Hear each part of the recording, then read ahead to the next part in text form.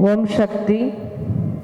அன்னையின் அன்பையும் அருளும் பெற்றவர்களே, இன்று விழாழன் குருவின் மகிமை தெரிந்தால் மட்டுமே இந்த பூஜை அனைத்து பலன்களையும் வழிபாட்டுக்கான அர்த்தத்தையும் கொடுக்கும்.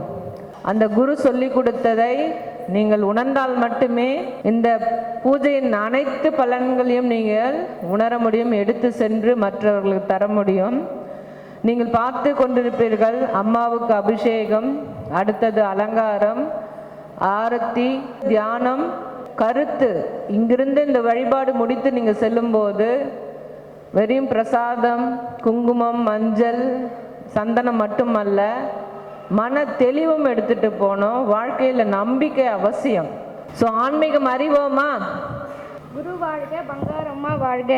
நெஞ்சில் ஒரு முள் தைத்திருந்தால் சரியாக சாப்பிடவும் முடியாது, அது உறுத்தி கொண்டே இருக்கும். அதுபோல மனதில் ஒரு தீய எண்ணம் புகுந்து விட்டால் அது மனதை உறுத்தி கொண்டே இருக்கும். ஆன்மீகத்தால் தான் அதை சரி செய்ய முடியும். அன்னையின் அருள்வாக்கு. நன்றி மகளே. இந்த வழிபாடில் அம்மா காட்சி தருவாங்க. அம்மா என்னுடைய வலிக்கும் வேதனைக்கும் மருந்தாக ஏதாவது ஒரு பதில் சொல்லுவாங்க அப்படின்னு உக்காந்துருக்கவங்களுக்கு தான் அம்மா மெய் கொண்டு உங்களை உணர்த்துவாங்க. அதை புரிஞ்சுக்குங்க. ஏன்னா அதை தான் நான் முதல்ல சொன்னேன். கண்ணிருந்து குருடராக இருக்காதீங்க, காதிருந்து செவிடராக இருக்காதீங்க, வாயிருந்து ஊமையாக இருக்கக்கூடாது. எப்போ வழிபாடுக்கு வந்தாலும் இந்த உடல் அம்மாயை வழிபாட்டு ஏற்றுக்கொள், நீ வா அப்படின்னு சொல்கிற மனப்பக்குவம் இருக்கணும். இன்னொரு முறை சொல்கிறேன், நெஞ்சில் ஒரு முள் தைத்திருந்தால் சரியாக சாப்பிடவும் முடியாது, அது உறுத்தி கொண்டே இருக்கும். அதுபோல் மனதில் ஒரு தீய எண்ணம் புகுந்து விட்டால் அதன் மனதை உறுதி கொண்டே இருக்கும். ஆன்மீகத்தால் தான் அதை சரி செய்ய முடியும். இப்போ இருக்கிறவங்க நிறைய பேருடைய ஆன்மா எப்படி இருக்குன்னா 100% உண்மை உணர்ந்தவர்கள் இருப்பாங்க. அவங்க தான் ஆன்ம சக்தி பெற்றவங்க. அவங்க என்ன சொல்லுவாங்க அப்படின்னா, அம்மா என் கனவுல வந்தது, என்னோட உணர்வுல சொல்லுச்சுன்னா அது ஒரு வழிகாட்டு. உண்மையும் பொய்யும் 50% கலந்துருக்கிறவங்களுக்கு தடுமாற்றம் இருந்துக்கிட்டே இருக்கலாம். அம்மா இருக்கா இல்லையா, நம்மளுக்கு வழி நடத்துகிறாங்களா, அம்மா நம்ம கஷ்டத்தெல்லாம் கேட்குறாங்களான்றவங்க தடுமாற்றம் உள்ளவர்கள். எனக்கு உண்மையே தெரியாதவன்றவங்க கொலை செய்வாங்க, கொள்ளையடிப்பாங்க, திருடுவாங்க, மற்றவர்களை ஏமாற்றி பிழைப்பார்கள். அவங்களுக்கெல்லாம் இருப்பது தீய சக்திகளும் தீய எண்ணங்களும். இப்போ நம்மளோட நிலைப்பாடு என்னன்னு உங்களுக்கு தான் தெரியும். நான் சொன்னது 50% 50%மா இல்லை 100%மா அப்படின்றது உங்களுக்கு ஒரு விஷயம். கூடுமான வரைக்கும் நம்மளுக்கு ஆன்மீகம்னா என்னன்னே தெரியாது. ஆனால் அம்மா உங்களை செவ்வாடை அணிவதற்கே ஆசை கொடுக்கிறாள் என்றால் அது என்ன காரணம் என்றால், நீ நல்லது நினைக்க ஆரம்பிச்சிட்டாவே இந்த இயக்கத்தில் மேல்மருவத்தூர் ஆதிபராசக்தி இயக்கத்துக்கு சேர முடியும். மாலை அணிவதே அவள் உங்களை ஏற்றுக்கொண்டாள் என்ற அர்த்தம். என்கிட்ட பணம் இருக்கு, எல்லாரும் செய்கிறாங்கன்னு நம்ம மாலை போட முடியாது. ஏன்னா அந்த மாலையை ஒழுங்காக முடிக்க முடியாது. அதை விட பேர அன்பு பெற்றவர்கள் என்ன பண்ணுவாங்கன்னா, தொடர்ந்து மாலை போடுறதுக்கான வாய்ப்புகள் கிடைச்சிக்கிட்டே இருக்கும். அதனால தான் சொல்கிறாங்க, அம்மா சும்மா 8 முறை 9 முறை 10 முறைன்னு எண்ணிக்கை பண்ணாத. என்ன உன்னுடைய ஆன்மத்தில் நீ ஆனந்தமாக இருக்க, மகிழ்ச்சியாக இருக்க, வாழ்க்கையை எடுத்துக்கொட்ட பழகிட்ட அப்படின்ற ஒரு விஷயம்தான்.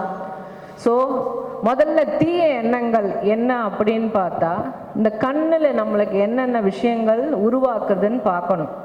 பொறாமை உருவாக்கும், ஆசைகளை உருவாக்கும். அதனால தான் அந்த கண்களை மூடி தியானம் செய்கிறோம். புரியுதா? எனக்கு எப்பொழுது கண்ணை காக்க வேண்டும் என்றால், என் கண் ஒரு தாக்கப்படுகிறது என்றால் என்ன பண்ணுவீங்க? இமையை மூடி வைக்கணும். அது மாதிரி அம்மாவே நான் தெரிந்தும் தெரியாமலும் அறிந்தும் அறியாமலும் புரிந்தும் புரியாமலும் நான் செய்கின்ற பாவத்தை மன்னித்து மறுவாழ்வு கொடு. எனக்கு வேண்டியது உன்னுடைய அருளும் அன்பும் உன் பாசமும் வேணும். அதை எனக்கு கண்ணிட்டு மறைச்சிடாத, கண் திறந்து என்னை காட்டுன்றதுக்கு ஒரு அவசியமான வழிபாடு. இந்த கண்ணு மூலம் எத்தனை விஷயம் போகிறது என்பதில் நீங்கள் டிவி பார்க்குற ஒரு விஷயம், ஒரு சீரியல் பார்க்குறீங்கன்னா எல்லாரும் தான் சேர்ந்து பார்க்குறோம். அதில் குழந்தை வந்து நகைச்சுவை எடுத்துக்கும், ஒருத்தர் பாடல் எடுத்துப்பாங்க, இன்னொருத்தர் வில்லி மட்டுமே எடுத்துப்பாங்க.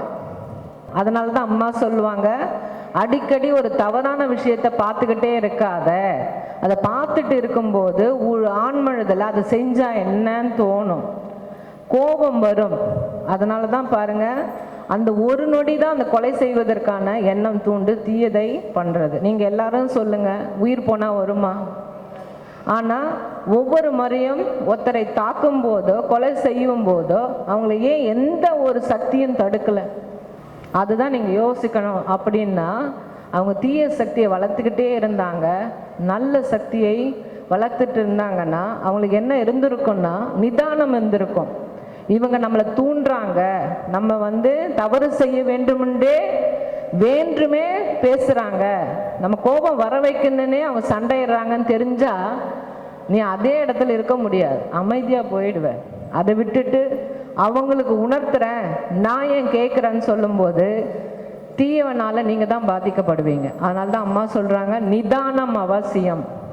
சுற்றி இருக்கிற சூழ்நிலையை புரிந்து நிதானமாக இருந்தால் உனக்கு ஆபத்து வராதுன்றாங்க. இங்கே நிறைய பேருக்கு செல்ஃபோன் கேட்டு கேட்டு காது கேட்கல, சத்தமாக ஊருக்கே பேசுவாங்க. அந்த செல்ஃபோனில் அத்தனை ஒரு கவனம். நாங்கள் தியானம் பண்ணுங்க, ஒத்த காலில் நின்றுங்கன்னு யோகா பண்ணுங்கன்னா கூட உங்களுக்கு அந்த நிலைப்பாடு வராது.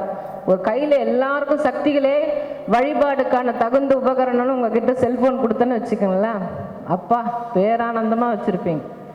அதனால தான் பேசிக்கிட்டே போய் லாரிக்கு அடியில் போகிறது, ட்ரெயினுக்கு அடியில் போய் போகிறது, அடுத்தவன் ரோட்டில் கடவுள் காப்பாற்றுவோம் நம்பிக்கையோட போகிறவனை போய் இடிக்கிறது. அதனால தான் அம்மா சொல்கிறாங்க, கவனம். இந்த செல்ஃபோன் செவி வந்து கண்ணாவது உணர்ந்து உள்ளே கொண்டு போய் நேரம் வரும்போது உனக்கு உணர்ச்சியை தூண்டும். ஆனால் காது என்ன பண்ணும்?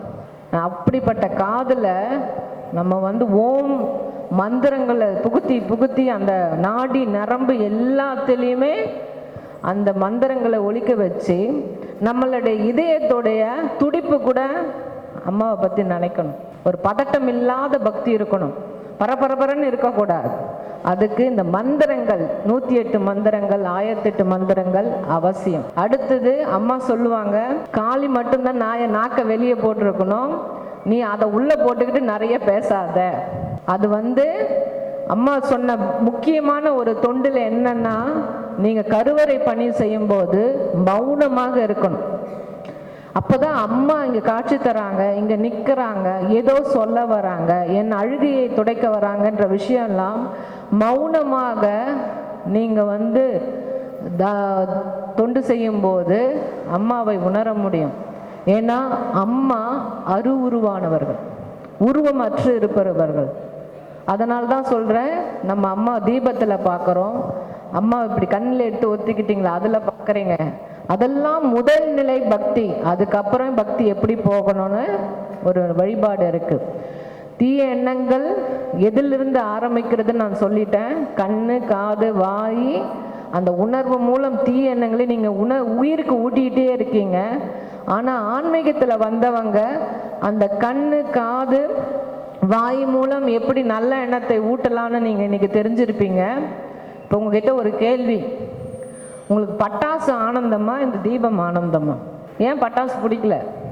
அது பட்டான்னு வெடிச்சு கருகி போய் அந்த ஒரு நொடி தான். ஆனால் தீபம் நின்று மேலோங்கி எறிவதை போல் ஒவ்வொரு முறையும் அந்த தீபத்தை பார்க்கும்போது அம்மா சொல்றாங்க, தாயே பராசக்தி, என் எண்ணங்கள் குவிந்து உன்னை நோக்கி வர வேண்டும், என் குடும்பம் உன் அருளால் ஓங்கி உலர வேண்டும், அதற்கு நீ எனக்கு அருள் புரிய வேண்டும். அதனால தான் அந்த அம்மா என்ன பண்ணுறாங்க, தீபம் ஏற்றுதல், நவராத்திரியில் அகண்டம் ஏற்றுதல், ஜோதி தைப்பூச ஜோதியில் பிரபாத மண்டபம் ஏற்கிறது. ஸோ தீய சக்தி என்ன, நல்ல சக்திகள் என்பதை நீங்கள் உணர்ந்தால் மட்டுமே விளக்க முடியும்.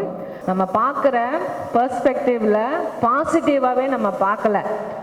ஸோ இது வந்து நல்ல தண்ணீர், இதை நீங்கள் எப்படி வேணால் எடுத்துக்கலாம். இதில் இதை தண்ணியில் விடுமா, நனைஞ்சிடுச்சு, யாருக்குமே அதனுடைய ஆழ்ந்த செயல் தெரியவே இல்லை. இப்போ நீங்கள் உங்களுடைய கருத்து எப்படி இருக்கு பார்த்தீங்களா? என்னால் செய்ய முடியாது, எனக்கு வராது, அம்மா என்னை காப்பாற்றலை, இப்படி தான் தோணும். நீங்கள் அம்மாவை உள் வாங்கியிருந்தீங்கன்னா அம்மா இருக்கிறா அப்படின்ற ஒரு விஷயத்தை நீங்கள் அடுத்த ஜெனரேஷனுக்கு கொண்டு போய் கொடுத்துருப்பீங்க. அம்மா இருக்கிறாங்க அப்படின்றத இங்கிருந்து விளக்காகவோ ஏதோ ஒரு பொருளாக வாங்கி போய் வீட்டில் வச்சு அம்மா யார், ஏன் ஆன்மீகத்துக்கு வந்தாங்க, அது பெண்களுக்கு முக்கியத்துவம் கொடுத்தாங்கன்னு ஒரு விஷயத்த எடுத்துகிட்டு போய் சேர்த்துருப்பீங்க. இந்த 55 ஆண்டுகளில் அருள்வாக்கு என்பது புனித நூல் நிறைய இடத்துக்கு போயிருக்கும். அதுதான் நம்ம செவ்வாடை இயக்கம் தவறுகிறது. இப்போ நல்ல சக்தி பெற்றவர்கள், தூண்டக்கூடிய சக்தி பெற்றவர்கள், இது என்ன கலராக மாறிடுச்சு, மஞ்சளாக மாறி போச்சு, எனக்கு பழையபடி வெள்ளை பேப்பராக கொடுங்களேன். நீங்கள் இதை பாசிட்டிவாவோ வாழ்க்கையில் முடியும், செயல்படுத்த முடியும், எனக்கு நம்பிக்கை உண்டு, தைரியம் உண்டு, என்னால் எதையும் இந்த பிரச்சனை கடந்து செல்ல முடியும், தவிர்க்க முடியும், நான் வாழ்வேன் என்பவர்கள் இந்த மஞ்சள் மாதிரியும் நீங்கள் அம்மா மேலே நம்பிக்கை வச்சுக்கலாம். இல்லை, என் வாழ்க்கை கஷ்டமான விஷயம், என்னால் எதுவுமே செய்ய முடியாது, நான் மீண்டு வர முடியாது, எனக்கு துக்கம் அதிகம், உன்னை விட தாக்கம் அதிகம், துயரம் அதிகம், அவநம்பிக்கையாகவும் நீங்கள் பார்க்கலாம்.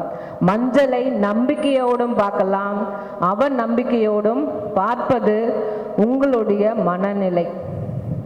அதனால் எப்போ வழிபாடு முடித்தாவும் மகிழ்ச்சியாக போகணும், சந்தோஷமாக போகணும், அம்மா இருக்கிறா அப்படின்னு ஒரு ஊன்று சக்தியை, ஊக்க சக்தியை உள்ள எடுத்துகிட்டு போகணும். ஸோ நீங்கள் எப்படி எடுத்துகிட்டு போகிறீங்கன்றது செயல்முறை, 2 செயல்முறையில் காமிச்சிட்டேன். ஒன்று, யான் பெற்ற இன்பம் பெருகிய பயம்ன்ட்டு அம்மா அருளால், அம்மாவோட வழிகாட்டுதலால் நான் நிறைய விஷயங்கள் நன்றாக செய்கிறேன், அதை எடுத்து போய் மற்றவர்களுக்கு கொடுக்க விரும்புகிறேன், அவர்களும் வாழ்க்கையில் இன்பத்தை கொண்டாடட்டும் என்று சொல்லலாம். இல்லை, எனக்கு இத்தனை ஆண்டுகள் கிடைத்த ஒரு அனுபவம் எல்லாம் மங்களகரமானது, மகிழ்ச்சியானது, உயர்வை கொடுக்கக்கூடியதுன்னு ஒரு உந்துதல் சக்தி எல்லாம் எடுத்துக்கலாம்.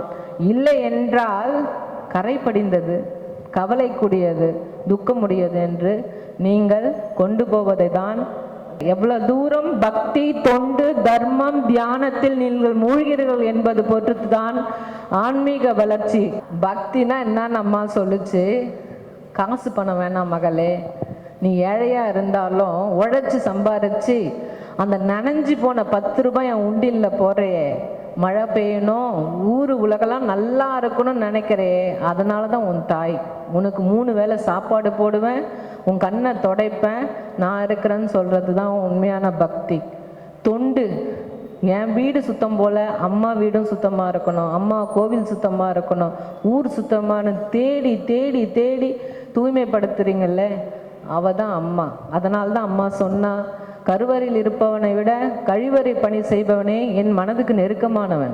அப்புறம் தர்மம், நான் ஏழைங்க, எனக்கு எப்பவுமே வாங்கி தான் பழக்கம், நான் எப்படி உங்கள் பசி ஆற்ற முடியும், உங்களுக்கு உதவ முடியும் என்பதை 2 மூலம் நீங்கள் செய்கிறீங்க. அந்த உண்டியில் பணம் போட்டு குரு தட்சிணை கொடுத்து, அது ஏதோ மருத்துவ மனுக்கு போய் அன்னதானத்துக்கு போய் சேர்றதுக்கும் நீங்கள் செய்யலாம். இல்லை, மன்றத்தில் வீட்டுக்கு ஒரு கைப்பிடி அரிசியை போட்டு ஒன்றா சேர்த்து ஆக்கி மாதத்துக்கு ஒரு முறை கட்டிலில் படுத்துக்கிட்டு இருப்பாங்கல்ல, கடவுளை காப்பாற்றுவார், என்னால் உடம்பு முடியல, எனக்கு ஊனம் இருக்கிறவங்களுக்கு நீங்கள் சாப்பாடு எடுத்து போய் கொடுக்கறது ஒரு பெரிய தர்மம் அம்மா சொல்கிறாங்க. நீங்கள் பரிதாபப்பட்டு 10 ரூபாய் பிச்சை இடுவது முக்கியம் இல்லை, அவங்களை நேசிப்பதும் அன்பான வார்த்தை சொல்வதும் தான் அம்மா தர்மம் சொல்கிறாங்க. தியானம் இருப்போம், அம்மாவை வழிபாடில் அழைப்போம், அவள் ஆசி பெற்று அனைவரையும் இன்பமாக வாழ வைப்போம். ஓம் சக்தி. நன்றி. ஓம் சக்தி. மேல்மருவத்தூர் ஆதிபராசக்தி சித்தர் பீடத்தின் அதிகாரப்பூர்வமான மேல்மருவத்தூர் சித்தர் பீடம் யூடியூப் சேனலை சப்ஸ்கிரைப் செய்து எங்களுடன் இணைந்திருங்கள். மேலும் மற்றவர்களும் பயன்பெற இந்த லிங்கை ஷேர் செய்யுங்கள். ஓம் சக்தி.